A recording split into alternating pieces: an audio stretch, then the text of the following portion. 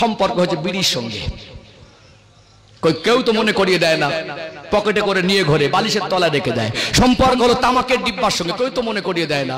এক সপ্তাহ কবার দরুদ শরীফ পড়েছে মনে নেই, এক সপ্তাহের মধ্যে কবে উজু করেছিল মনে নেই। নবীকে ভালোবাসি, এই ভালোবাসাটা যথেষ্ট নয়। ভালোবাসার অর্থ হলো জান প্রাণ দিয়ে ভালোবাসা। আন-নাবিয়্যু আওলা বিল মুমিনিনা মিন আনফুসিহিম, সূরা আল আহজাবের 6 নম্বর আয়াত। আল্লাহ বলছেন আমার নবী মুমিনদের কাছে তাদের নিজেদের থেকে অধিক ঘনিষ্ঠ। আমার বলে যা কিছু আছে, আমার বিবি বাচ্চা, আমার বাপ, আমার মা, আমার সন্তান, আমার পরিবার, আমার অর্থ, আমার চাকরি, আমার ডিগ্রি, আমার চোখ, আমার নাক, আমার অঙ্গ প্রত্যঙ্গ, আমার জান, যা কিছু আমার মনে হয় তার থেকে আমার রাসূলকে বেশি প্রাধান্য দিতে হবে। আজকে যুবকদের দিকে দেখবেন ভয়ঙ্কর চিত্র। কিছু যুবক দাড়ি রেখেছে বটে, দাড়ি রাখার কাটিংটা ছাড়টা পাল্টে গেছে, হাফ ইঞ্চি সেখানে 1 ইঞ্চি। ওটা কি? দুনিয়ার কোন অন্য খেলোয়াড় বা প্লেয়ারের অনুসরণ হলো। ও সমাজকে, পৃথিবীর মানুষকে বুঝিয়েছে দাড়ি রাখতে পারি, আমার অসুবিধা নেই, রাখতে পারি, রাখবো কার অনুসরণ? অন্য কোন খেলোয়াড় বা প্লেয়ারের। এর দ্বারা প্রমাণ করে দিল দুনিয়ায় তার রাসূলের থেকে অন্য কাউকে অন্তরে প্রাধান্য দেওয়া হলো। কথা ঠিক না বেঠিক? প্রাধান্য অন্তরে দিতে পেরে তাই তো সমাজে সেটা বাস্তবায়ন হয়েছে।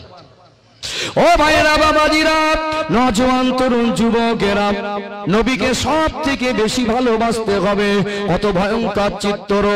আজকে দাড়ি রাখলে অসুবিধা হচ্ছে না, রাখছে ঠিকই, এটা আমার নবীর অনুসরণ অনুকরণে নয়। মান তাশাব্বাহা বিকওমিন ফাহুয়া মিনহুম, নবী আমার সোনার জবানে বললেন, যে ব্যক্তি যার অনুসরণ করবে, যার আদর্শ মেনে চলবে, আমার আল্লাহ হাসরের ময়দানে তার সঙ্গে তার হাসর করাবে।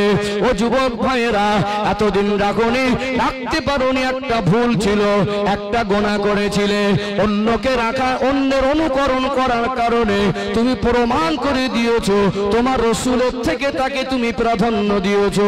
মুমিন ব্যক্তির কাছে আমার রাসূলুল্লাহ থেকে দুনিয়ার কোনো খেলোয়াড় আর প্লেয়ারের আদর্শটা বড় হতে পারে না।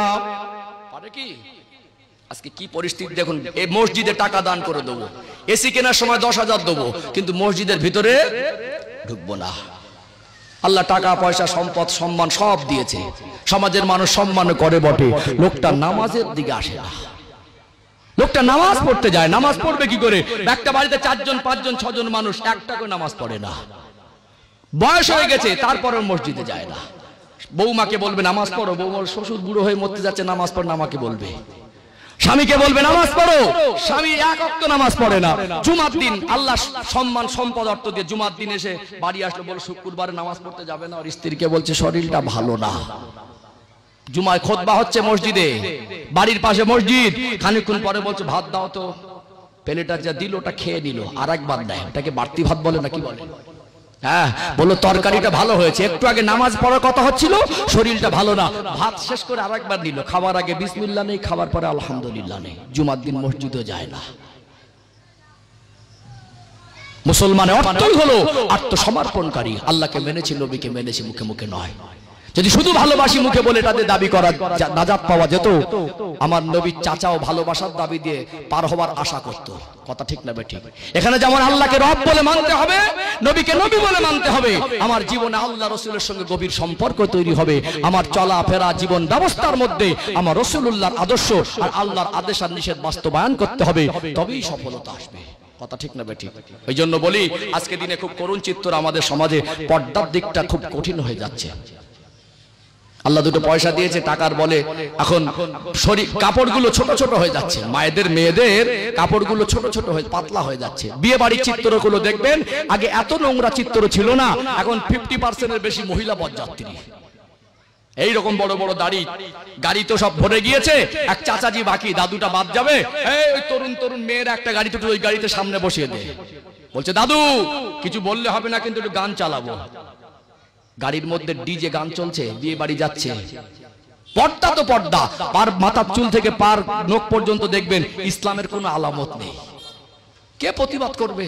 আমরা এমনি সবাই জ্ঞানী, এমনি সবাই বুদ্ধিমান, এমনি সবাই নিজেকে ভীষণ কিছু মনে করি, কিন্তু ইসলামের যখন একটা আইন আমার পরিবারের মধ্যে, আমার আত্মীয়র মধ্যে, আমার ঘনিষ্ঠর মধ্যে যখন চরম একটা খারাপ কাজ হয়, সেখানে আমরা প্রতিবাদ করি না, আমরা বাস্তবায়নের চেষ্টাও করি না। মনে করি বছর একটা জলসা দেবো, হুজুর আসবে, বলবো হুজুর একটু কড়া করে চালিয়ে দেন। হুজুর যদি কাজদা মেরে জাহান্নামা মায়েদের পাঠিয়ে দিতে পারে, বলবে হুজুর তো মেয়েদের হেভি দিয়ে গেছে, এরকম একটা চিন্তাধারা হয়ে গেছে।